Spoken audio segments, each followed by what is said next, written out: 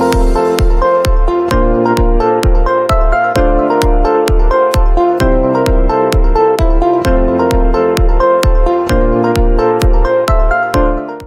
morning, good afternoon, good evening, ladies and gentlemen. This is Learn English Fast. Aha ni kuri Iga Vuba Icyongereza. We teach you in a way that helps learn and start speak the English you are learning. Tukwigisha mu buryo wiga ugatangira kuvuga Icyongereza uri kwiga. Today, my friend, we are going to learn if clause. Uyu munsi tugiye kuba twiga isomo ryitwa if clause mu Kinyarwanda, kandi byo twita ikigombero. Maybe you didn't study that in school. Ibyo ushobora kuba utarigeze ubyiga no mu Kinyarwanda ku ishuri, but in Kinyarwanda we call it ikigombero, that is if clause. Ni ukuvuga ngo if clause tuyikoresha mu gihe kugira ikintu kibe haba hasabwa ikindi, niyo mpamvu twita ikigombero ariyo twita if clause. Chaka kumenya yuko dufite 4 types of if clause. Dufite ubwoko bune bwa if clause. Okay? Tugira iyo twita zero conditional cyangwa se zero type, cyangwa bayita zero type cyangwa kayita zero conditional. Tukagira first type cyangwa se first conditional. Tukagira second type cyangwa se second conditional. Tukagira na third type anayo twita third conditional. That's what you are going to be learning today. Ibyo nibyo tugiye kuba twiga uyu munsi. Ibyo ngiye kukwigisha byose biri muri iki gitabo cy'inshinga. This book, Understanding Verbs, wabisangamo harimo regular verbs, irregular verbs, modal verbs, 12 tenses, ibihe 12, hakiyongeramo ni if clause, hakabamo na reported speech cyangwa se direct speech na indirect speech. You can find all those lessons in this book explained in Kinyarwanda, bisobanuye mu Kinyarwanda. If you need to improve your English, to understand verbs, to understand tenses, iki gitabo nicyo wakwifashisha. And again, we want you to know that we can teach you wherever you are. Twakwigisha aho waba uri hose. If you are in USA, Canada, Europe, or any part of the world, and you feel like you want to be part of us, we can teach you how? Via Zoom.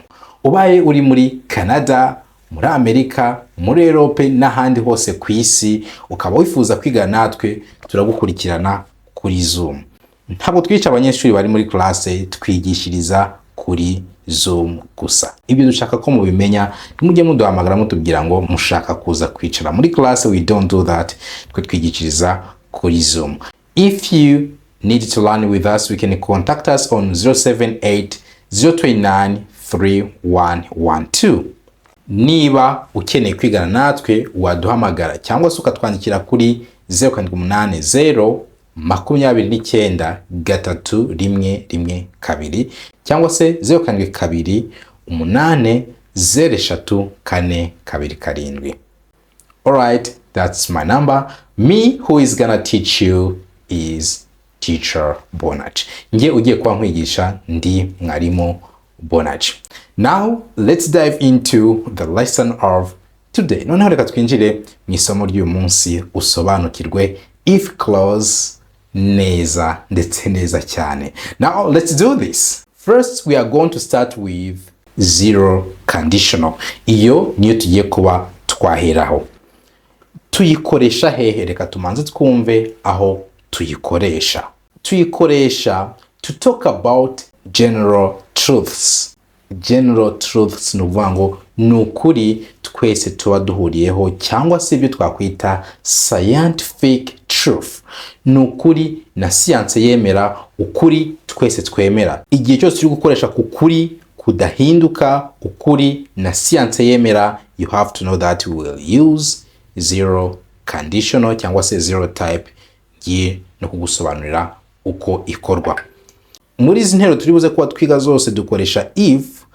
Aha muri zero conditional, mu mwanya wo gukoresha if if you want you can use when. Ubishatse ushobora kwakoresha when mu mwanya wo gukoresha if.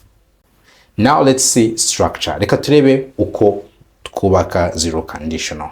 Tuba dufite ibice bibiri, tugira igice kiba kirimo if clause, tukagira n'ikindi gice kiba kirimo main clause. Ibice bibiri, igice kimwe kiba kirimo if clause, ikindi gice kirimo main clause.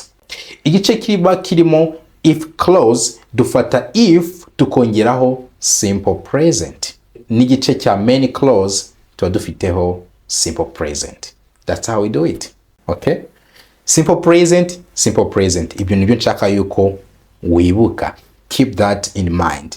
Muri zero type, aho tuba tuvuga ibintu ari ukuri igihe cyose bidahinduka, muri if clause tuba dufitemo simple present, no muri main clause tuba dufitemo simple present.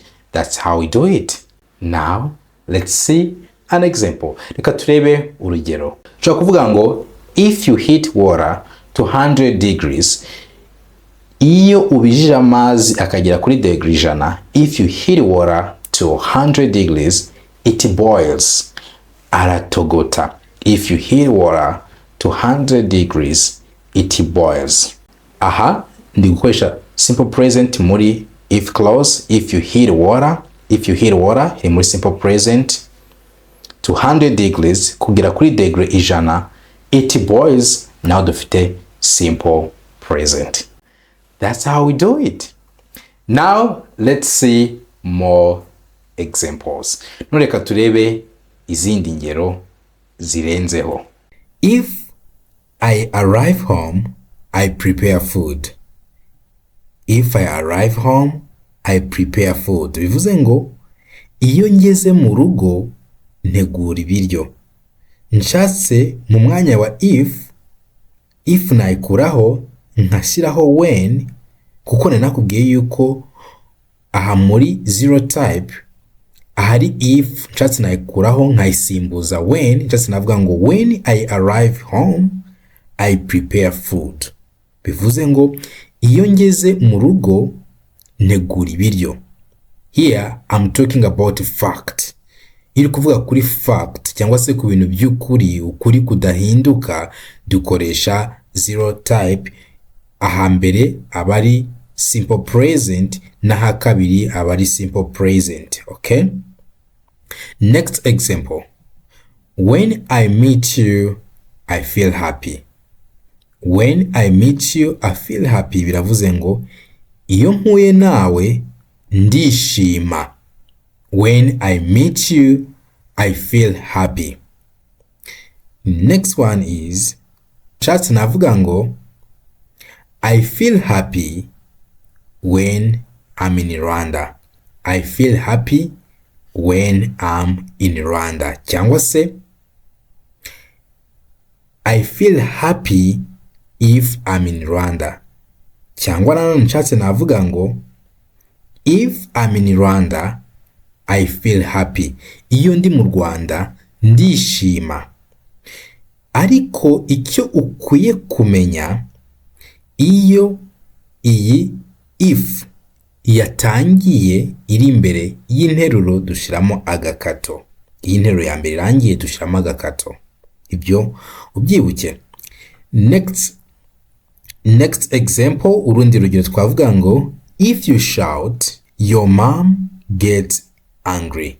Bivuze ngo iyo usakuje mama wawe ararakara. If you shout, your mom gets angry. Nshatse navuga ngo your mom gets angry if you shout. Iyo natangije iyi nteruro idafite if, ntabwo nshiramo agakato. Navuga ngo your mom gets angry if you shout. I hope you are learning and you are enjoying the lesson. Nizere yuko uri kwiga ndetse ukaryoherwa n'isomo. Next example here. You get what you want when you work hard. Ubona ibyo ushaka iyo ukoze cyane. You get what you want when you work hard. Ahari when, just na when naikuramo nkashiramo if, nkavuga ngo you get what you want If you work hard, you get what you want. Ubona icyo ushaka if you work hard, iyo ukoze cyane. Nshatse iyi if naza nkayitangiza nkavuga ngo if you work hard, you get what you want. Iyo ukoze cyane ubona ibyo ushaka. If you work hard, you get what you want. Those are examples kuri zero type. Here with me, I have books. Mufitiye ibitabo. This is vocabulary book. Igitabo kirimo inyunguramagambo z'icyongereza ndetse n'ikinyarwanda. This is dictionary of English and Kinyarwanda. Niba mugiye kuvuga icyongereza amagambo akubana makeya, this is a book that can help you. Igitabo cyagufasha mu gihe uri kuvuga ntabwo ukeneye kuba uri gutekereza ijambo ugiye gukoresha. You have to keep speaking, and this is the book that will help you with that. Ikindi gitabo kizagufasha ibyo. Ikindi, niba uri umutangizi ukaba ushaka kuzamura urwego rwawe rw'icyongereza, this is Begin Smart to End Smart with more than 200 pages, pages zirenga 200. Harimo icyongereza ndetse gisobanuye mu kinyarwanda. 200 pages, harimo amasomo yibanze yose ku muntu ushaka gutangira kw'icyongereza, ateguye neza ku buryo wumva ibyo uri kwiga ukabisobanukirwa. Iki gitabo niyo waba usanzwe uzi icyongereza ushaka kuvuga ngo reka nige icyongereza nkihereye mu mizi, cyagufasha. And again, if you have a problem to describe the actions, niba ugira ikibazo cyo kubasobanurira ibikorwa uri gukora, dufite igitabo kirimo verbs, inshinga. Harimo regular verbs, inshinga zikurikiza amategeko, hakabamo irregular verbs, inshinga zidakurikiza amategeko, 12 tenses, ibihe 12 by'icyongereza, modal verbs. Iki gitabo cyagufasha ugashobora gusobanura ibikorwa biri kuba, ibikorwa byabaye, ibikorwa bizaba. Iyo ukeneye kuba wasobanura ibikorwa, iki gitabo cyagufasha. Harimo inshinga, buri nshinga isobanuye mu kinyarwanda ndetse tukaguha n'urugero kuri buri nshinga. This book can help you to describe the actions. Tukaba tugufite igitabo kirimo dialogs, ibiganiro. Iki gitabo kirimo dialogs, ibiganiro by'icyongereza ndetse bisobanuye no mu kinyarwanda kuri topics zigiye zitandukanye, ku ngingo zigiye zitandukanye. Iki gitabo cyagufasha kuko iyo tuvuga dukoresha ibiganiro. Iki gitabo rero kirimo ibiganiro ndetse bisobanuye mu cyongereza no mu kinyarwanda. If you need one of our books, uba ukeneye kimwe muri ibi bitabo cyangwa se byose ukaba ubikeneye, watumenyesha kuri 0780 29 312. Let's continue the lesson. Next one, tugiye kureba phrase type cyangwa se phrase conditional. Iyo niyo tugiye gukurikizaho. Iyi tuyikoresha for possibility, for possibilities, ku bintu bishobora kuba byabaho. Possibilities ni ibintu bishobora kuba byabaho either in the present or future. Bishobora kuba byaba haba ari muri present cyangwa se mu gihe kizaza. Icyo gihe dukoresha zero phrase type cyangwa se phrase conditional. Muri if clause tuba dufiteho if tukongeramo simple present. If tukongeyeho simple present, ibintu byo ugomba kwibuka. Muri zero conditional tuba dufitemo simple present. Ariko muri phrase type tuba dufiteho simple future cyangwa se future ariyo will, cyangwa tukagiraho can, cyangwa tukagiraho may. That's how we do it. Uko niko tuyubaka. Tugira if twongeyeho simple present, no muri main clause tukagiramo if twongeyeho future cyangwa twongeyeho can cyangwa twongeyeho may. That's how we do it. Let's see example. You can say if you study hard, you will speak English. Niwiga cyane uzavuga icyongereza. If you study hard, aha dufitemo simple present. If you study hard, dufite simple present. You will speak English, aho tukagira simple future. Twakoreshe future. Nshatse navuga ngo you can speak English. If you study hard, you can speak English. Aho muri main clause wakoresha aho you can speak English cyangwa se you may speak English. That's how we make it. Uko niko tuyikora. If clause yo muri first type cyangwa se first conditional. Now let's see more examples. Reka turebe izindi ngero. More examples. We can say, if I get a job, ningira akazi, if I get a job, I can lend you money. Nshobora kuba nakuguriza amafaranga. If I get a job, I can lend you money. Nshobora kuba nakuguriza amafaranga. Just nanone navuga ngo I can buy a car when I get money. Nshobora kugura imodoka ningira amafaranga. I can buy a car when I get money. Next example. If you succeed, I'll give you a present. If you succeed, nutsinda. If you succeed, I will give you a present. Nzaguha impano. If you succeed, I will give you a present. Next example is, I may pass the exam. Nshobora kuba natsinda ikizamini. I may pass the exam if the situation doesn't change. Situation nidahinduka cyangwa se uko ibintu bimeze nibidahinduka. I may pass the exam if the situation doesn't change. Next example, if the war goes on, intambara nikomeza, many people might die. Abantu benshi bashobora gupfa. If the war goes on, many people might die. Intambara nikomeza, abantu benshi bashobora gupfa. Tugeze kuri second type cyangwa se second conditional. Iyi yo tuyikoresha ku bintu bidashoboka, for things which are near, either in present or future. Ntibishoboka haba ari muri present mu ndagihe cyangwa se no mu gihe kiri imbere, ni ibintu bidashoboka.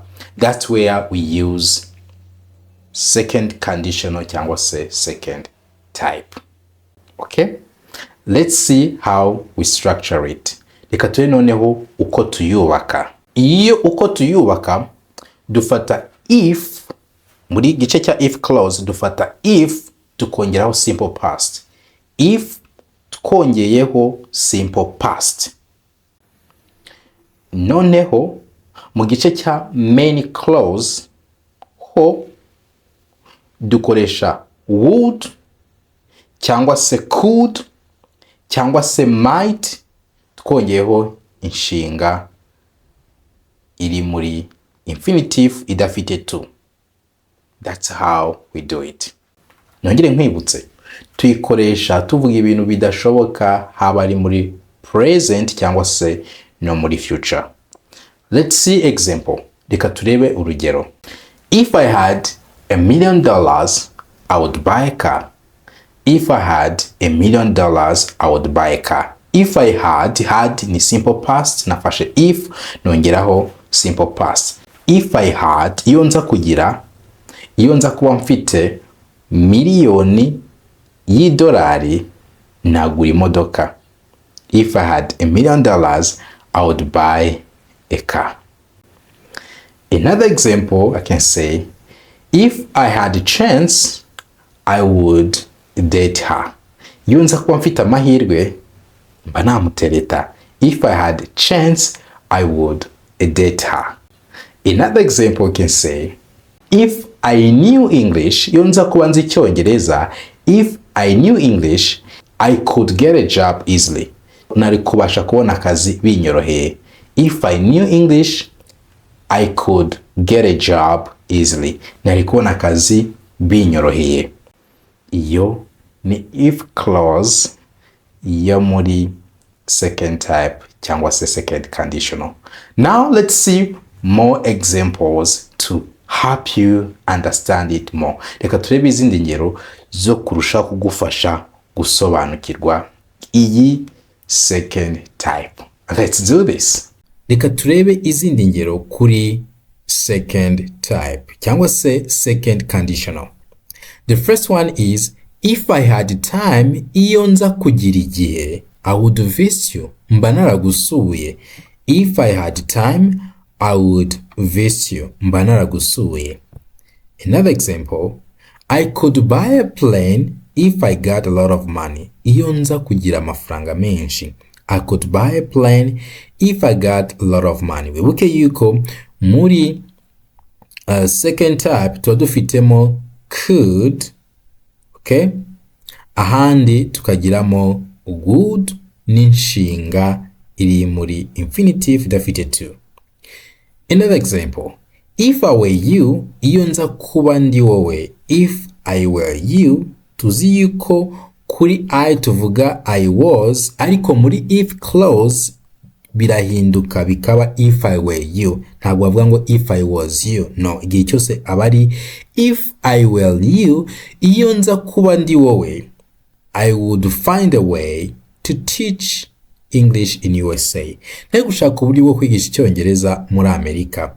If I were you, I would find a way to teach English in USA.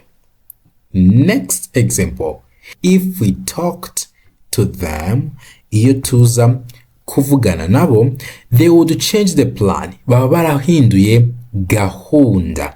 If we talked to them, they would change the plan. Iyo tugezeho ni third type cyangwa se third conditional cyangwa third type. Iyo tuyikoresha tuvuga ibintu bidashoboka in the past. Things which are unreal in the past. Tuyikoresha cyane cyane for criticism, turi nko kujora cyangwa se kunenga. Ahandi tuyikoresha for regret, turi kwicuza ibyabaye byatambutse, turi kuvuga ngo iyabaye dufite amahirwe yo kuba twabigarura. That's how we use it. It's things which are impossible, ni ibintu bidashoboka, but in the past. Third type ni ibintu bidashoboka, but in the present and future. Aho ni ibintu bidashoboka in the past. Let's see how we structure it. Reka turebe uko tuyubaka, nyuma turebe n'ingero. Iyo uko tuyubaka dufata if tukongeraho past perfect. If tukongeyeho past perfect mu gice cya if clause, mu gice cya main clause ho dukoresha would cyangwa se could cyangwa se might, tukongeyeho have. Would, could, might, have, tukongeraho have, hanyuma tukongeraho past participle inshinga uri gukoresha. That's how we do it. Let's see example. You can say if I had studied harder, iyo nza kuba narize cyane. If I had studied harder, I would have passed the exam. Nari gutsinda ikizamini. Hano nkuko ubibona ndi kwicuza ibyahise, that is regret. If I had studied harder, iyo nza kuba narize cyane, I would have, would, tukongeraho have, tukongeraho past participle. I would have passed, past ni past participle. I would have passed the exam. Nari gutsinda ikizamini. That is how we structure third type cyangwa se third conditional. Let's see another example. We can say if I had known it, iyo nza kuba narabimenye, I would have told you. Nari kuba narakubwiye. If I had known it, I would have told you. Now let's see more examples. Noneho reka turebe izindi ngero za third type cyangwa se third conditional. Let's do this. If I had been in USA, I would have greeted you. iyo nza kuba narageze muri Amerika mba naragusuhuje. If I had been in USA, I would have greeted you. Next example, if I had been single, I would have married you. Iyo nza kuba ntararongoye nari kukurongora.